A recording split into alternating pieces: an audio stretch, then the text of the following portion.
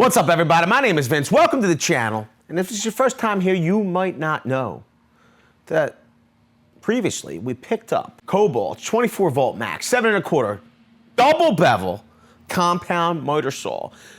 This saw has a lot of awesome features baked into it. Quite frankly, features that are only found on much larger, more expensive saws. So I decided that I wanted to use this saw more often, and to do that, I would need a proper motor saw stand. Let's get this thing unboxed and see if this is indeed a proper motor saw stand right after this.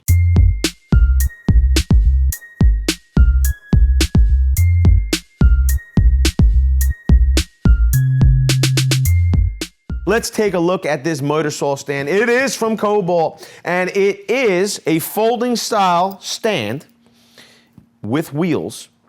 It has the outriggers on both sides. Now, the folding style stand reminds me of my much larger saw.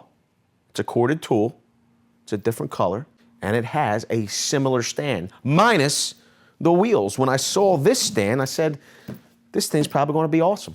This says it's compatible with most sliding and compound motor saws. It's got telescoping work supports. Extend up to 8 feet for added support. Durable structure, holds up to 400 pounds. Stores vertically and horizontally. With this motor saw stand, they're telling you that you don't need to use it specifically with a Kobalt saw. You possibly could use a DeWalt saw on here, a Milwaukee saw, a Makita saw. I'm a matchy type person. Like if I'm wearing, Reebok sneakers, I'm gonna wear Reebok socks. Just is what it is. You're getting a 3-year limited guarantee with it. Durable 8-inch wheels for mobility. You see how it will stand vertically. Now, this is the thing. Folds flat for easy storage and portability. They're showing you that it will store in this manner. Will it store with the saw attached? I don't think so. Would you want to anyway? Whoa, it looks like some assembly may be required. First out of the box. Oh, I know what these are gonna be. I'm like, what can this be? This is gonna be the arms that attach to your saw, then attach to the stand. We got our Allen key. That's how you know some assembly is required. Got some bolts. We got a handle. We got our second arm. Second out of the box are the wheels. They're 8 by 1 3/4 wheels. I'll say this, they're a nice rubber wheel. So if you're taking this into a shopping mall, or if you do commercial retail work, you'll know you need to have non-marring rubber wheels to roll through the buildings.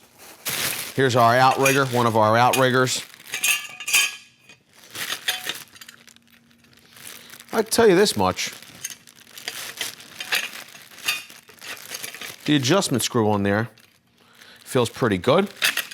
These act as the feet, so you could stand once you turn your stand up. Tell you, it feels pretty good. Feels like it's well built.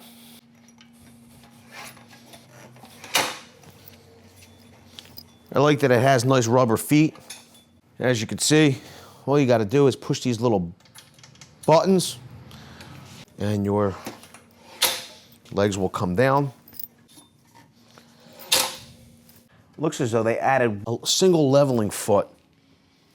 Pretty cool. Okay, it comes with 2 Allen style fasteners and 2 washers. Fit in the handle. Make sure you install your Kobalt right side up. You know what the good part, I'll tell you what, I like this. The good part is that they provided you an Allen key that's long enough that you can make full 360 degree rotations without having to take that Allen key out. I don't know if you need to apply it, if you want to apply it, but there was no thread locker applied to those fasteners. You'll get your bolt with the black washer. You'll drop it into your wheel. You'll then come over to the stand, and you'll see that it's got a little square bit, a little square portion on the stand, okay? What you'll do is you'll drop another washer, okay? You're then going to install your fastener.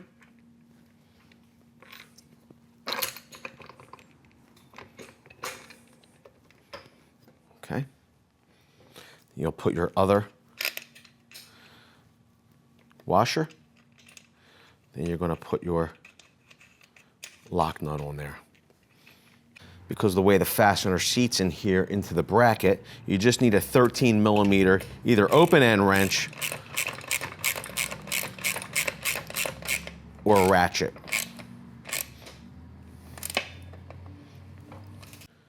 So you just want to snug it up.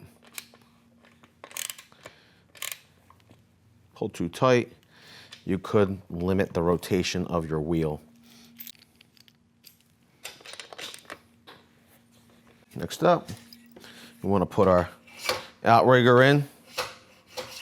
That's pretty thoughtful. So I'm thinking to myself, look at this in this area here.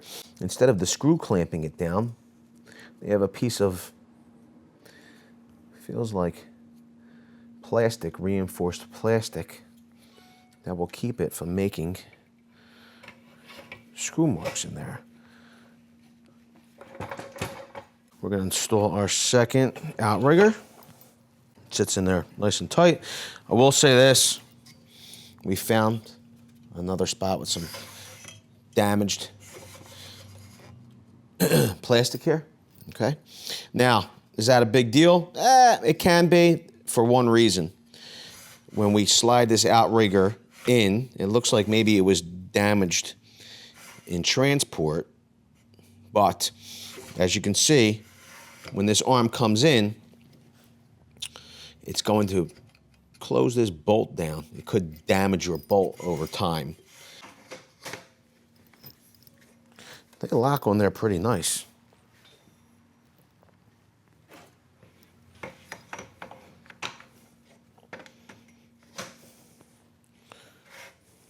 Okay, once you have the miter saw on the stand, the point where you want to attach it, lock them down.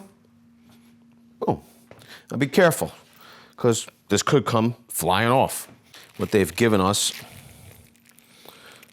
are some fasteners. Okay. All we're going to do is, you're going to take your fasteners, and you're going to slide them in here, okay?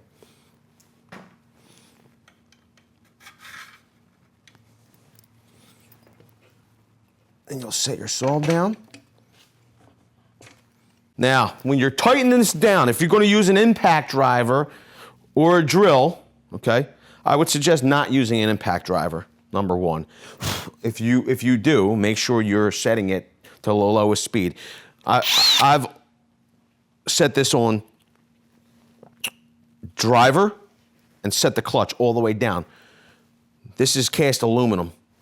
You will break it if you tighten it down too much. Okay, snug them up. Finish them off by hand, okay? This way you know that they're not over tightened. Well, that was easy.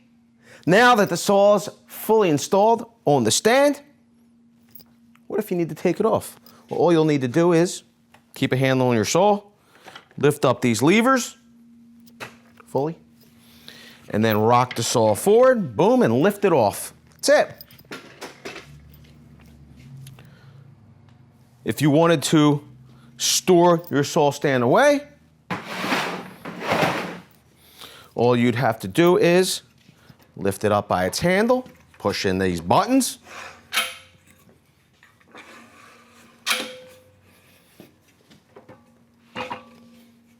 tilt it down,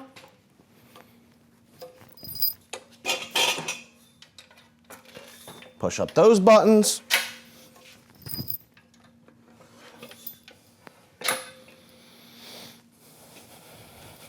Boom.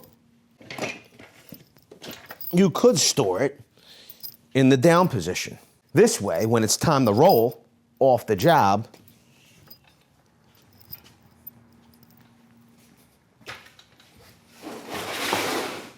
but overall, looks like a really nice stand. I'm looking forward to putting it to use.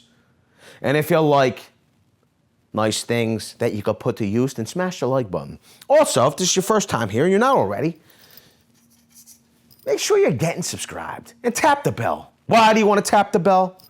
Well, because. With that, I want to say I appreciate every single one of you being here.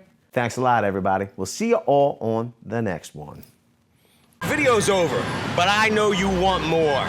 So this is how you're going to get it. First thing you need to do is pretend you're this guy. And you're here at the birthplace of freedom. Now ring that bell like it's 1776 and let all notifications through. What? You're not subscribed yet? Well, smash this button here. After that, watch this video here, here, and maybe over here. See you later.